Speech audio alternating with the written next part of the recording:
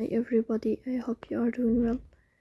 Today we'll talk about how to fix or how to solve the problem of exited account on Suno app. You click on settings.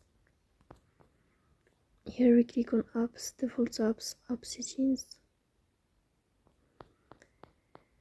Then you will search about Suno app and you click here.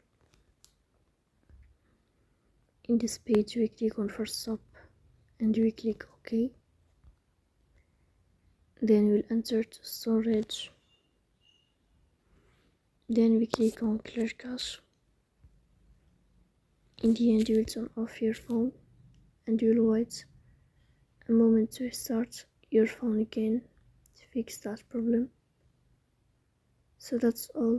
Don't forget to support us by like and subscribe. See you next time and thank you for watching.